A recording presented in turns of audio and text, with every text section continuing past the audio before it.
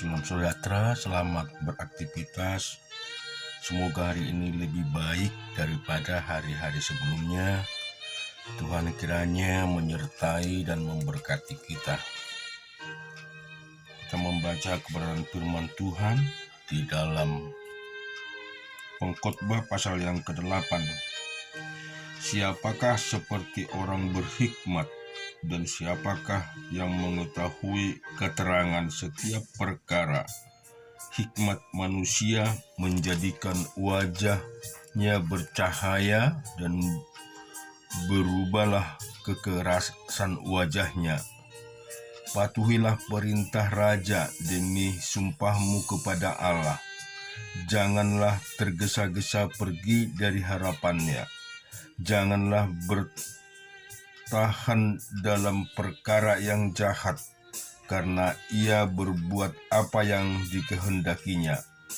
Karena titah raja berkuasa, siapakah yang akan mengatakan kepadanya, apakah yang akan kita buat?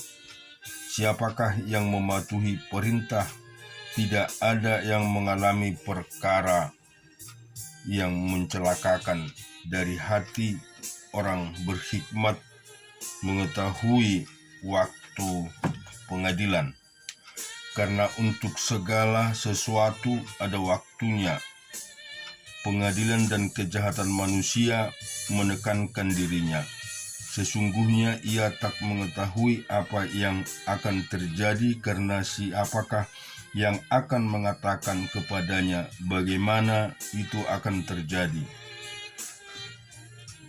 Tidakkah seorang pun berkuasa menahan angin, dan tiada seorang pun yang berkuasa atas hari kematian? Tak ada istirahat dan penerapan, dan kefasikan tidak melepaskan orang yang melakukannya. Semuanya ini telah kulihat, dan aku memberi perhatian kepada segala perbuatan yang dilakukan di bawah matahari.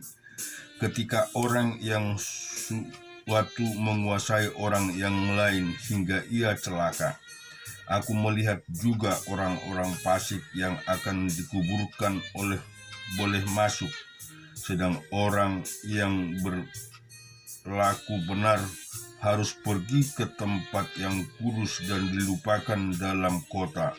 Ini pun sia-sia, oleh karena hukuman terhadap perbuatan jahat tidak segera dilaksanakan. Maka hati manusia penuh niat untuk berbuat jahat. Walaupun orang yang berdosa dan yang berbuat jahat 100 kali hidup lama, namun aku tahu bahwa orang yang takut akan Allah akan beroleh kebahagiaan, sebab mereka takut kepada hadirat-Nya.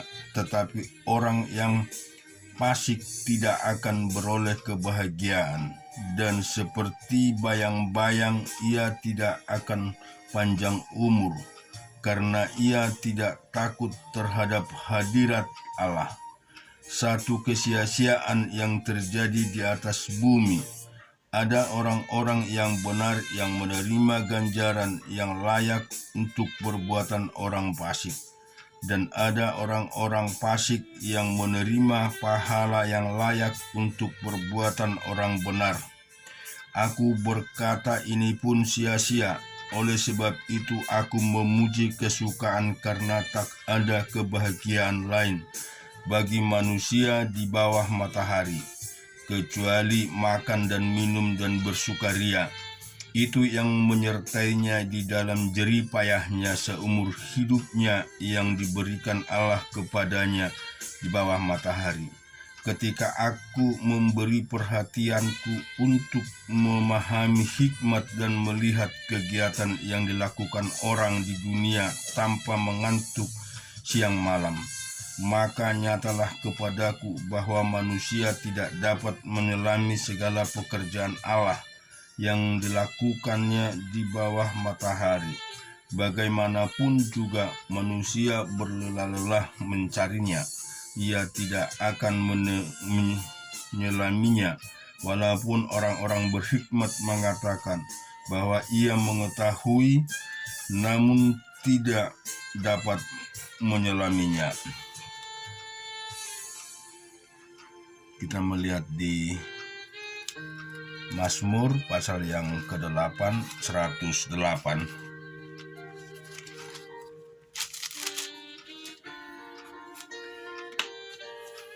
Hatiku siap, ya Allah, aku mau menyanyi, aku mau bermazmur, bangunlah hai jiwaku. Bangunlah hai gambus dan kecapi, aku mau membangunkan fajar. Aku mau bersyukur kepadamu di antara bangsa-bangsa ya Tuhan, dan aku mau bermazmur bagimu di antara suku-suku bangsa. Sebab kasih-Mu besar mengatasi langit, dan setiamu sampai ke awan-awan.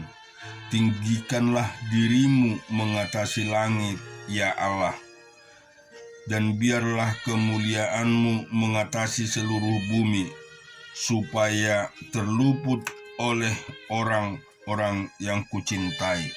Selamatkanlah dengan tangan kanan-Mu dan jawablah aku. Allah telah berfirman di tempat kudusnya, aku hendak beria-ria, aku hendak membagi-bagikan Sikem dan lembah Sukot hendak kuukur.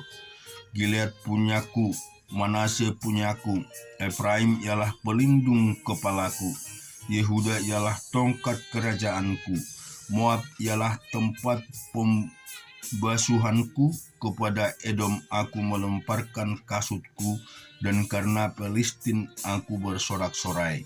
Siapakah yang akan membawa aku ke kota yang berkubu? Siapakah yang menuntun aku ke Edom? Bukankah Engkau, ya Allah, yang telah membuang kami, dan yang tidak maju, ya Allah, bersama-sama bala tentara kami? Berikanlah kepada kami pertolongan terhadap lawan, sebab sia-sia penyelamatan dari manusia. Dengan Allah akan kita lakukan perbuatan-perbuatan gagah perkasa, sebab Ia sekali sendiri akan menginjak-injak para lawan kita. Demikian juga di dalam Yosua pasal ke-20.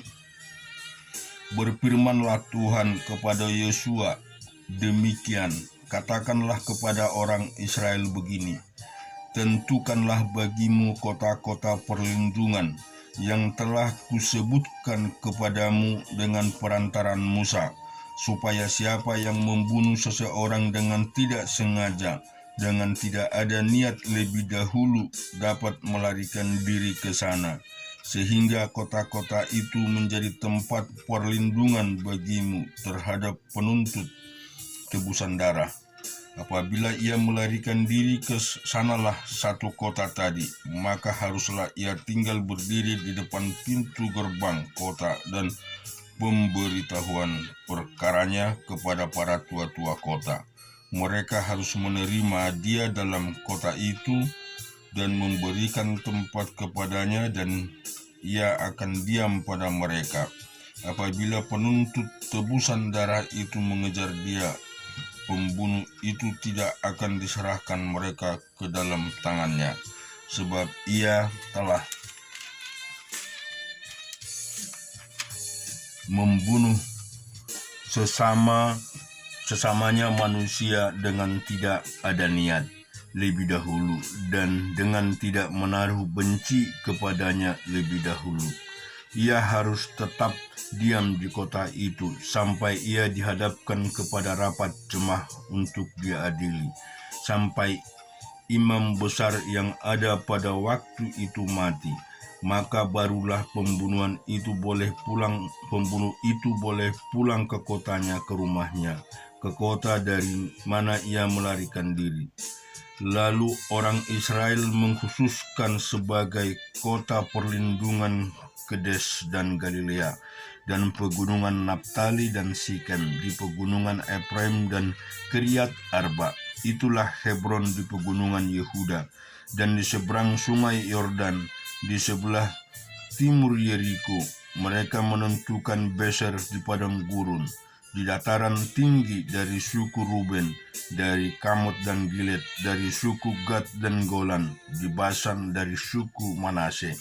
Itulah kota yang ditetapkan bagi semua orang Israel dan bagi pendatang-pendatang yang ada di tengah-tengah mereka, yang supaya setiap orang yang membunuh seorang dengan tidak sengaja dengan melarikan diri ke sana, dan yang mati dibunuh oleh tangan penuntut tebusan darah sebelum ia dihadapkan kepada jemaah.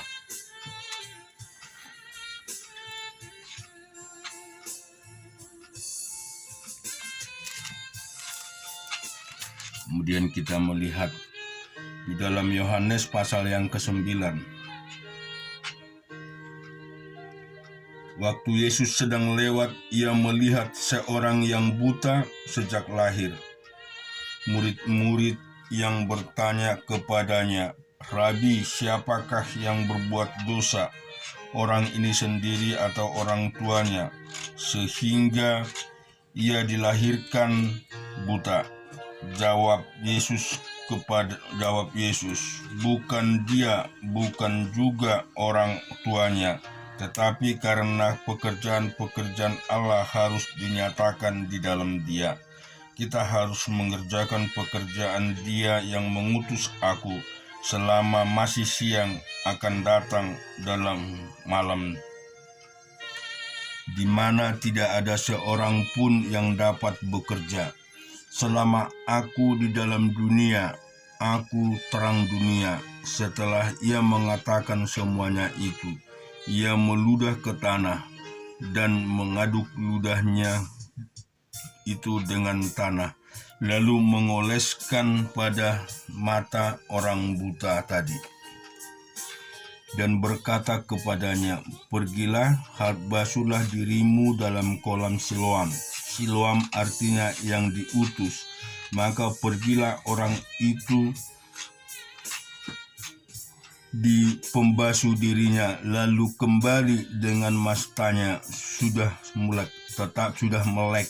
Tetapi tetangga-tetangganya dan mereka yang dahulu mengenalnya sebagai pengemis berkata, "Bukankah dia ini yang selalu mengemis?" Ada yang berkata, "Benar, dialah itu." Ada pula yang berkata, "Bukan, tetapi ia serupa dengan dia." Orang itu sendiri berkata, "Benar, akulah itu." Kata mereka kepadanya, "Bagaimana matamu menjadi melek?" Jawabnya, "Orang yang disebut Yesus itu mengaduk tanah, mengoleskan pada mataku dan berkata kepadaku, 'Pergilah ke Siloam dan basuhlah dirimu.' Lalu aku pergi, dan setelah itu aku membasuh diriku, aku dapat melihat." Lalu mereka berkata kepadanya, "Di manakah dia?" Jawabnya, "Aku tidak tahu." Lalu mereka membawa orang yang tadinya buta itu kepada orang Farisi. Adapun hari waktu yang mengaduk tanah dan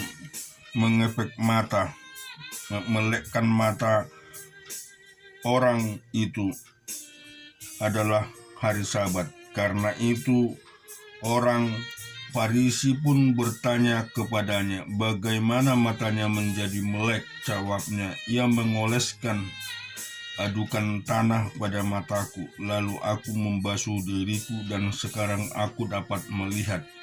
Maka kata sebagian orang Farisi itu, "Orang ini tidak datang dari Allah, sebab ia tidak melihat hari Sabat." Sebagian pula berkata, "Bagaimana seorang berdosa dapat membuat mukjizat yang demikian?" Maka timbullah pertengkaran di antara mereka. Lalu kata mereka pula kepada orang buta itu, "Dan engkau, apakah katamu tentang dia, karena ia telah melekkan matamu?"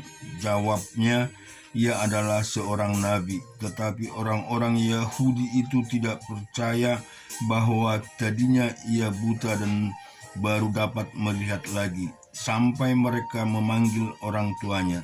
Dan bertanyalah kepada mereka, inikah anakmu yang kamu katakan bahwa ia lahir buta? Kalau begitu bagaimana ia sekarang dapat melihat?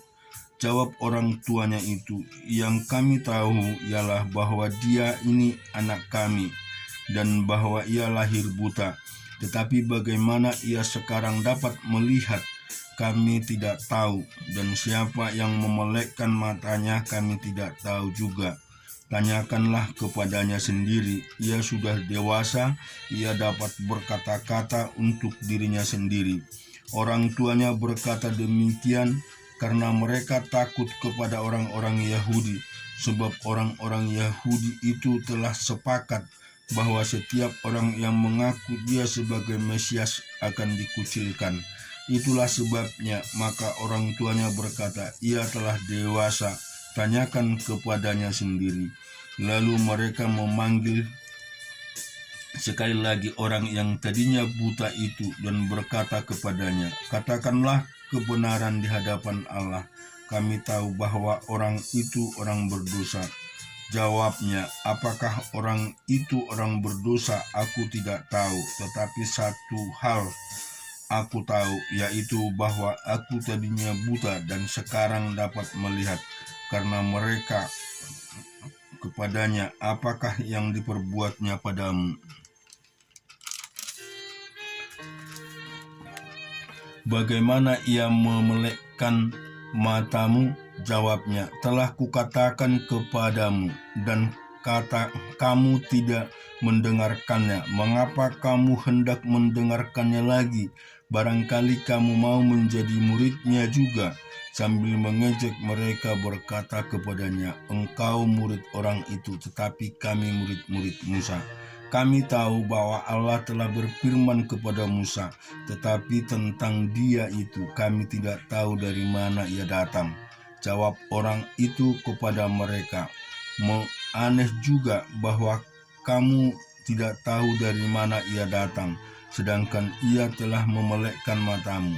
Kita tahu bahwa Allah tidak mendengarkan orang-orang berdosa, melainkan orang-orang yang saleh dan yang melakukan kehendaknya. Dari dahulu sampai sekarang tidak pernah terdengar bahwa ada orang yang memelekkan mata orang yang lahir buta. Jikalau orang itu tidak datang dari Allah, ia tidak dapat berbuat apa-apa. Jawab mereka, engkau ini lahir sama sekali dalam dosa dan engkau hendak mengajar kami. Lalu mereka mengusir dia keluar. Yesus mendengar bahwa ia telah diusir keluar oleh mereka. Kemudian ia bertemu dengan dia dan berkata, percayalah engkau kepada Anak Manusia. Jawabnya, siapakah dia? Tuhan, supaya aku percaya kepadanya. Kata Yesus kepadanya, engkau bukan saja melihat dia, tetapi dia yang sedang berkata-kata dengan engkau, dialah itu. Katanya, aku percaya Tuhan. Lalu ia sujud menyembahnya. Katanya Yesus, aku datang ke dalam dunia untuk menghakimi, supaya barang siapa yang tidak melihat dapat melihat, dan supaya barang siapa yang dapat melihat menjadi buta. Kata-kata itu didengar oleh beberapa orang Farisi yang berada di situ, dan mereka berkata kepadanya, apakah itu berarti bahwa kami juga buta? Jawab Yesus kepada mereka, sekiranya kamu buta, kamu tidak berdosa. Tetapi karena kamu berkata kami melihat, maka tetaplah dosamu. Syukur kepada Tuhan kita Yesus Kristus. Dengan perenungan firman Tuhan ini, kiranya kita semakin melihat arti dan makna daripada kebenaran firman Tuhan yang memberikan kepada kita keteguhan yang kuat, dan kita dapat melihat berbagai mukjizat dan berbagai berkat-berkat yang telah kita terima. Tentu kita percaya bahwa semua adalah oleh pemberian daripada Tuhan kita Yesus Kristus. Percayalah kepadanya, pujilah Dia, dan selalu bersyukur kepadanya. Amin.